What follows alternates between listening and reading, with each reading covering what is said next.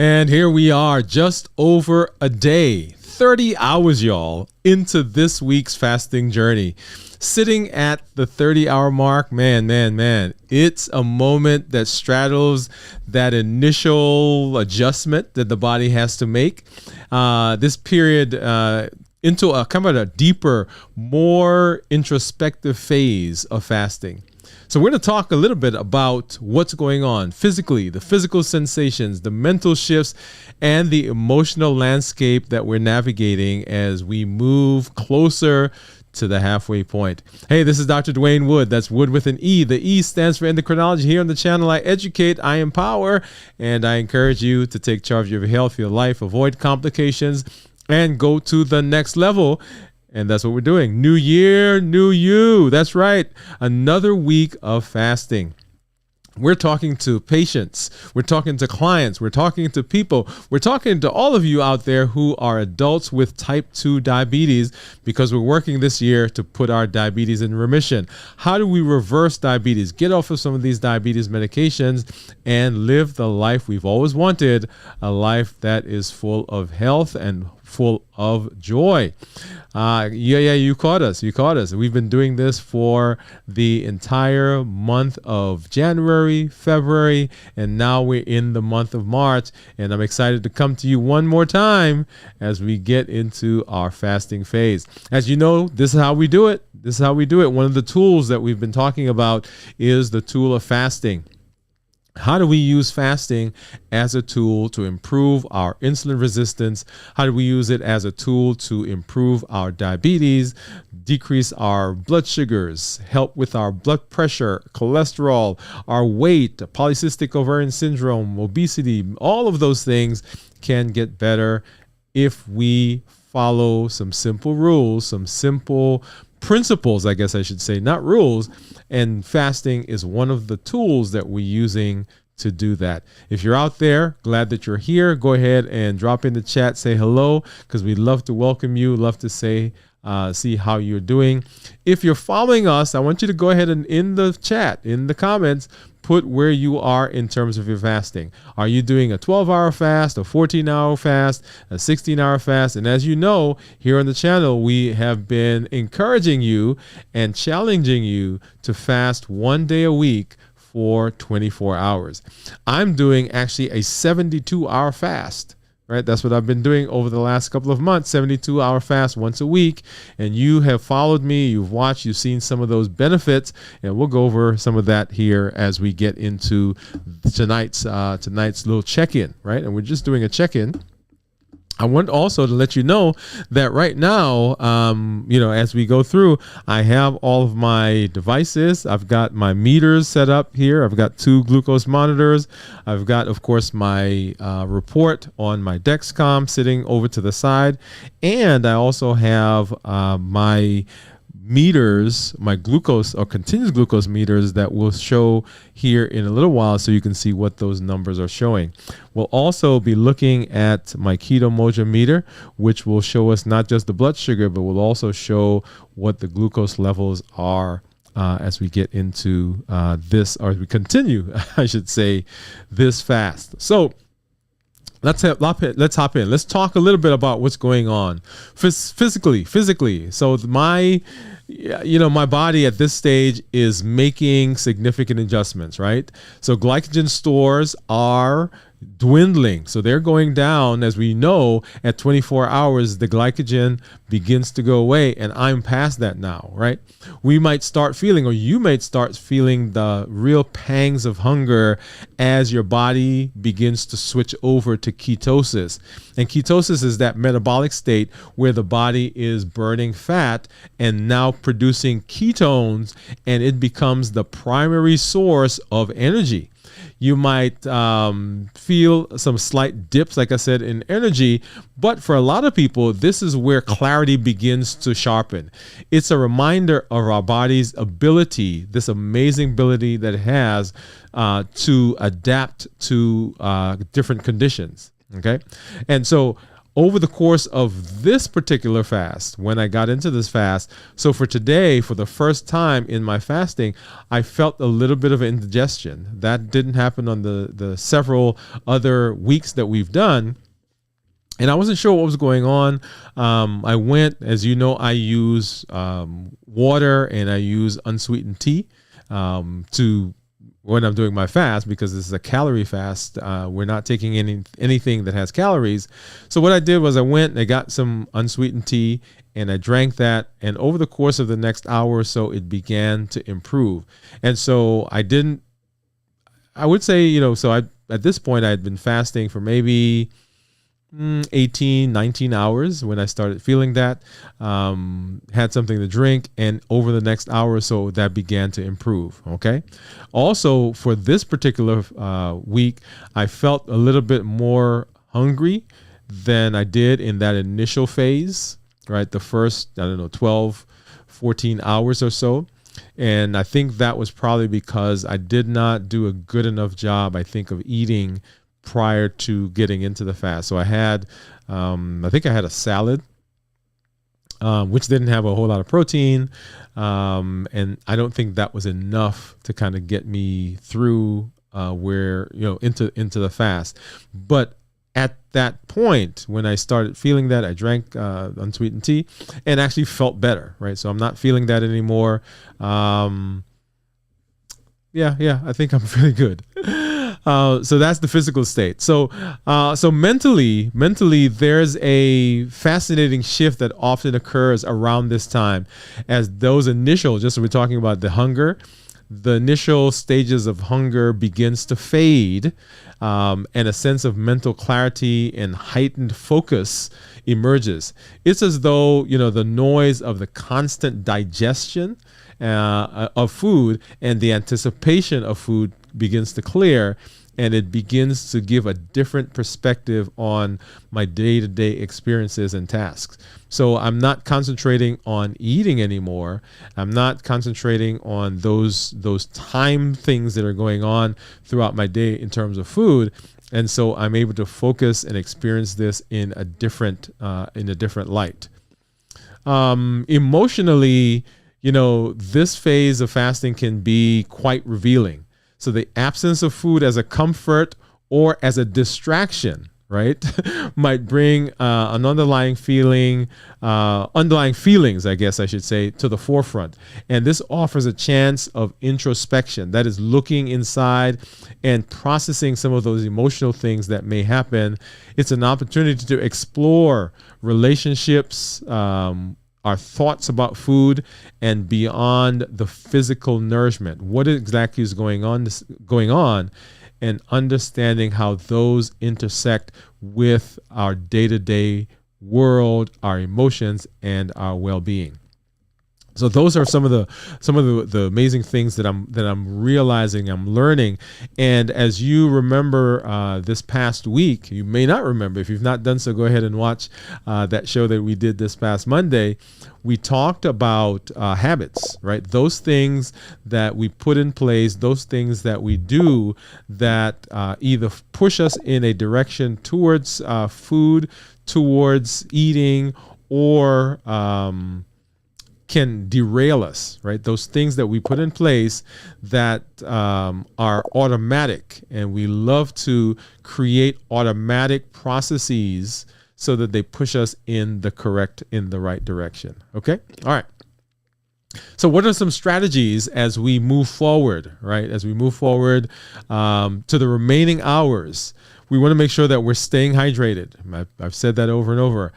This becomes very crucial, and incorporating perhaps some electrolyte-rich fluids can help to manage. I use water. I use the unsweetened tea. I've not had the occasion to have to do those. But there are lots of electrolyte-rich things that are out there that you can use. This can help to fight some of the fatigue, some of the lightheadedness that you may feel as you're engaging in the fast.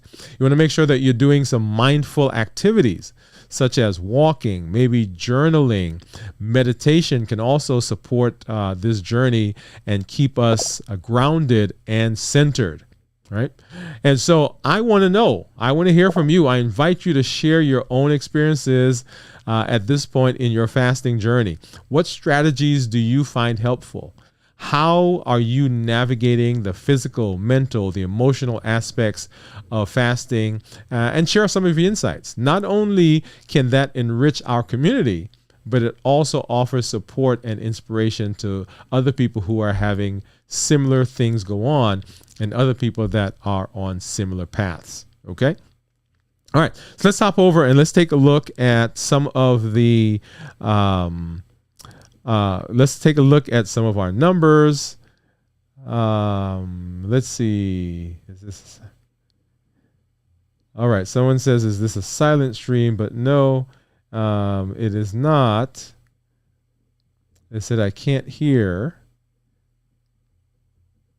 Okay, I just joined. I cannot seem to hear him. So okay, are you guys? Let's make sure that you are getting. All right, you should be able to hear me. I'm hoping that you can hear me now. It says seems really weird. Someone is saying that they can't hear. It says can't hear you. It says hello, hello. Let me see. Where am I? Where am I? All right. No, guys, I'm not muted. Okay, so Jennifer says sounds fine on YouTube. Okay. All right. Okay. All right. So if you're having some issues hearing, go ahead and kind of refresh. But you should be able to hear me. Should be able to hear me well. I'm getting some folks that are saying that they can hear me. Thank you, Jennifer, for saying that. I appreciate that. All right, so let's hop over now and let's take a look at some of our numbers and let's see where we are. So the first thing we want to do is let's take a look at the Dexcom. Okay, so right now my Dexcom says that my blood sugar is 91. Okay, 91 on my Dexcom, and my Libre says that my blood sugar is 71 or 81, right? So they're 10 points different from each other. And what I want to do is hop over and take a look at my meters, and we'll compare those to what my continuous monitors are saying. So, as we do, I've got my contour that we're going to use. So we've got that here. Put our strip in. Let's take a look at our blood sugar from our Keto Mojo. And here we are. We get our Lansing device. And let's go ahead and find a good spot. And you probably can't see, but on my finger, right? So this is where I've been using the monitor, and it's a little callus there. And so sometimes it takes a while to get a drop of blood. So let's go ahead and see if we can get a good drop of blood here. Okay, so that's a pretty good one for now. So let's get that on our Keto Mojo meter. And here is our contour. So right now the Keto Mojo says that we're 91, and the contour says that we're 78. Okay. And once again, look at you'll see on the screen the Libre as well, and the Libre says that we're 79. Let's go ahead and pop this out, and we'll take a look at what our ketones are. What do you think it's going to be? So I've been fasting for a little over 30 hours. And let's see what that is showing.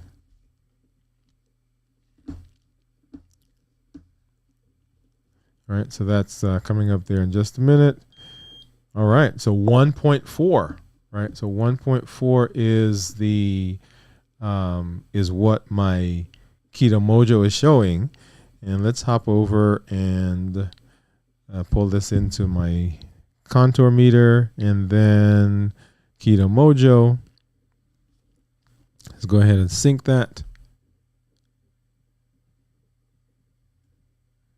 And okay, here we are. Okay, so ketones of 1.4, glucose of 91, which gives a GKI of 3.6. Remember, for ketones, we want the ketones to be 0.5 or higher, so that puts us in nutritional ketosis.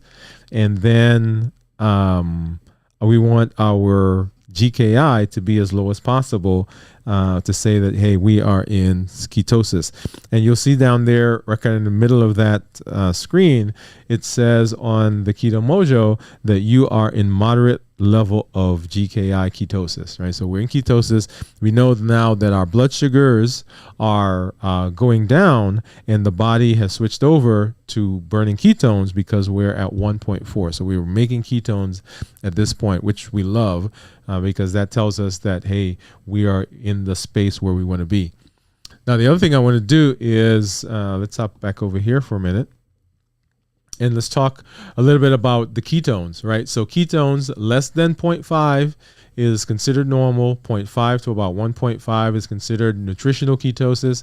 And above 1.5 is therapeutic ketosis. As I am working through the 72-hour fast, I've asked that you fast for 24 hours once a week. Remember, several things happens as we are going through the fast.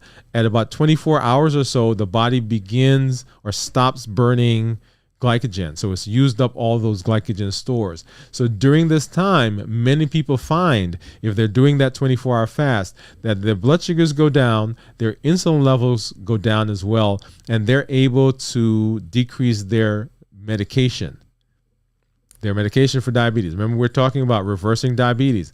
How do we get off some medication? So that's at least one day out of the week where you may not need a medication. You want to make sure that you're talking to your healthcare provider, right? To say, hey, how do I adjust this? You're decreasing your insulin. One of the benefits of this process is that the days immediately following a fast, your body is more sensitive to the insulin that either it's making or the insulin that you're giving. So if you're on insulin, for example, then your body may be more sensitive, so you don't need as much. If you are not on insulin, some of the medications like the secretagogues, we've talked about those in one of our shows, those are making your body produce insulin. And so during this period following a fast, you may not need as much medication. Right. So those are some of the benefits. So not only are you doing the 24-hour fast where you're decreasing medication, but the days following, you may not need as much. And our goal is working to the point where we're getting off of all of this, right? So at least 2 days now that we are decreasing or not even taking medication. And we'll talk more about, okay, how do we progress into that process? All right. So let's hop over, and I want to go ahead and take a look at my Dexcom meter. And let's take a look at this one. Okay, and you'll see there my continuous glucose monitor. That is my Dexcom, and average blood sugar right now, as you see there, is 121. Is what the Dexcom is saying. Let me get my mouse so you can see a little bit more. Okay, so 121 is the average, and that's over the last 2 weeks. Over the last 2 weeks, I've been in the therapeutic range 99% of the time. That's a range between 70 and 180. And then let's hop down and let's take a look at actually some of the days, because I want to look at the days or the day right prior to beginning the fast. So I started the fast yesterday, and so we're a little over 30 hours into that fast right now. Let's take a look. Let's go ahead and pull this up. So it's loading. All right. So this is, let's see, this is Wednesday. So let's go back to Tuesday. And so Tuesday should be down here. Okay, so here's Tuesday. And so I've started my fast right here at 6 p.m. All right, so right about here at 6 p.m. And you see at that time, my blood sugar was 117, I think is what that's, yeah, 117, 118. And over the course of the next hour or so, you'll see that blood sugar rose because I ate right prior to starting the fast, right? So maybe about, I was actually in a meeting, and so I said to them, I said, hey, I got to go eat because I'm about to start the fast. So right around here is where we started the fast, and then the blood sugars went up. So about 155, 150, 160 was the highest there, and then it began coming back down over the course of the rest of that evening. And then now coming into Wednesday, right? And so Wednesday is the first full day of fasting. So we're going. Now, one thing that I've been talking about is this area right here, right around 4, 5, 6 o'clock. And you'll notice if you go back and look at some of the other shows, I've been talking about this point right here where the blood sugars spike. Okay. And one of the things that I've noticed and someone pointed out to me is I brush my teeth right about here, y'all. And what's in the toothpaste, right? There's sugar in the toothpaste. So it would be interesting to see, and I may do this one day, is, okay, right there, not brush my teeth until maybe around here and see if I still get that spike. If I still get the spike, then we know it's the dawn phenomenon. But the spike goes away, then we know it's that toothpaste that's causing that. But anyway, so it pops up to about 130, 140 right there. And then over the course of the next day or the rest of the day, it begins dropping, continues to go down and down and down and down until we get to where we are right about now, okay, into the 90s. All right, let me pop over, and I'm going to go ahead, and I want to also see what the Libre. So that was the Dexcom, and I want to see what the Libre is showing, because I have not looked at that yet. At least not look at the report. I've seen the Libre in terms of the glucose, the continuous monitor that I have on my phone, or the app I have on my phone, I guess I should say. So let's take a look and see what the report looks like. Earlier today, as I was coming home, it was beeping at me, right? And it was telling me, hey, you're going low. You're going low. So let's take a look at that. So this is what the Libre report looks like. And you'll see there, once again, that my average blood sugar, let's see, where did that go?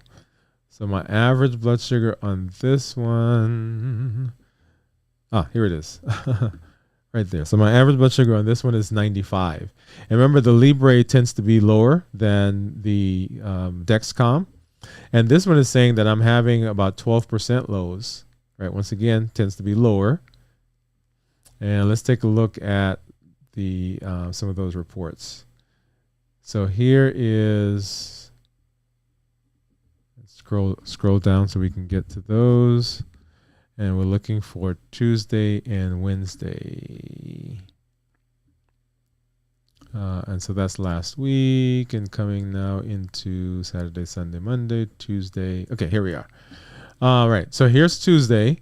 And so started the fast right here about 6 o'clock. All right, I shouldn't say about, but at 6 o'clock. And once again, we see the same kind of spike because I had eaten just before the start of the fast. And the blood sugars went down. And then the next morning, that's what this morning, here we are again coming, and we'll see those blood sugars are kind of straddling, I don't know, maybe 100. And right here, you'll see a gap, and the gap is there because I had to change the monitor because I was getting dressed and it snagged on on a shirt I was putting on, so I had to change it there. But then we got back, and here is the blood sugar, and that continued to fall, as I mentioned, into the afternoon, and it was telling me, hey, your blood sugar is going down and then we got to what we see now. And so right now my blood sugar on this monitor is saying that it's 78. Okay, so I'm 78 on that one. Awesome. All right. And so that's where we are, y'all, at a little over 30 hours, right? 30 hours and 38 minutes. 30 hours and 38 minutes is where we find ourselves, and just feeling well, feeling good. So we'll come in here in a minute and tell you as we talk about what my asks for you have been, right? But reaching a 30-hour mark is a milestone in itself, and it's a testament to our resilience. It's a testament to our body and what it can do. And if you're out there, you're fasting, it's a testament to your commitment to exploring the benefits of fasting as we move into this new year, new you, as we continue, that is, and as we use this tool as a way to carry us into the places that we need to be in terms of reversing our diabetes, getting off of medication, and being open and healthy, right? So I want you to be open, continue to be open to the benefits of fasting. As I've mentioned before, it is not just the diabetes that gets better. Remember, there are some side effects that we will see as we move into this reversal. So the benefit that we're shooting for is the diabetes reversal, but the side effects of it is also we have weight loss, we have improvement in our metabolic syndrome, polycystic ovarian syndrome, hypertension, high cholesterol. All of those things get better as we are improving our health and as we are moving to put our diabetes in remission and reversing our diabetes. So those, y'all, are just side effects of the benefits of what we're doing. Okay. So let's talk about it, right? So what are my three asks, as I always say? Number one, I want you to come along with us as we do the challenges. Make sure that you are moving with us in the direction, in the places that we want to go. So the challenges that we've been doing, the challenge for last month was to work your way up until you can fast for a 24-hour period once a week. That's 24 hours. We're not doing any calories. We're doing fluids, right? So you can drink water. You could drink unsweetened tea. You can drink artificially sweetened tea. You can drink, and we've said you can have some coffee, black coffee, no cream or anything like that. Okay? So that's number one. That's our first ask. Number two, I want you to come. I want you to show up here, and I want you to let us know how you're doing. Go ahead and put in the chat, in the comments, what you're doing, where you find yourself, how many hours you're fasting, and also share some of the challenges that you may find that you're experiencing right now. As you do that, we will answer those questions, and other people that are here, other people that are in the community, they will benefit from that. And then number three, you know someone who has high blood pressure, you know someone who has diabetes, you know an adult who has diabetes who needs to hear this information. Invite them to the show. Invite them to come to the channel. Invite them to watch the videos. Watch the video with them. You can be a big catalyst for improvement. Remember, there are over 430 million people around the world that have diabetes. In the United States alone, there are over 37 million. 88 million and more people who have prediabetes. So you can be a person that spreads that information and begins to grow the impact of what we're doing here on the channel. Okay, so join our challenges. Make sure you're following along. Come on, be with us, build the community. The community gets better when you're here, and share this information with someone else so that you can help them as they improve in their lives. All right? That's what I want you to do, y'all. I know that you are out there. I do see a couple questions. I think Ethan says, he said, how would I know if I'm in ketosis without a meter? So Ethan, that's a very good question. And usually if you're not using a meter, you can actually use glucose strips. You can use ketone strips, I guess I should say, not glucose. And those will tell you. Without doing that, though, it is not, I shouldn't say it's not possible, but it's hard to be for sure that you're in ketosis. Okay. So even as I am eating sometimes, and I think I am eating a pretty good meal that should keep me in ketosis, if I'm not careful, my ketones will be like 0.4. Remember, less than 0.5 is considered normal. So it is very important if you are hoping to be in ketosis, if you're using ketosis as a way to switch your body into that fat burning in terms of, and also in terms of burning your glycogen and using that up so you can decrease your blood sugar, is going to be important to monitor. We are on the channel. I've created a playlist where I'm reviewing several of the devices and apps that I'm using, and it's called Tools to Reverse Your Diabetes. So far, there are 2 videos out there that we've done with the Dexcom continuous monitor, the Libre continuous monitor. There's another one that's going to come out here this week. As you know, and let me pop over to this one, right? One of the monitors I use is this guy right here. This is the Keto Mojo meter that tells you both sugar and also tells you the ketones. So you may need a device like that to help you know whether you're in ketosis or not. Okay.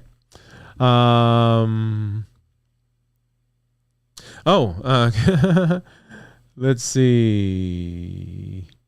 Ethan said he shared some of his, but I'm not reading the chat. Let me pop over and let's see what we were showing over here. Okay, you're right, guys. So I was looking, yeah. So I was looking at this monitor and I failed to look over here to see all the stuff you guys were saying. I said, let's see. Hi, I just joined and I cannot seem to hear. So Ethan was saying he couldn't hear me. Jennifer says, good evening, all. Jennifer, thank you for saying that. This is not AI, Ethan. No, it's for real. Jennifer says, sounds good on YouTube. Zero says, you seem like you're getting, but I am unable to hear you. And I think that's over on Twitch. So I'm going to have to, those of you who are on Twitch, I'm going to have to check to see if there's something wrong there. Ethan, I'm hoping that you reloaded and you were able to hear. Okay. So everyone said that they're, yes.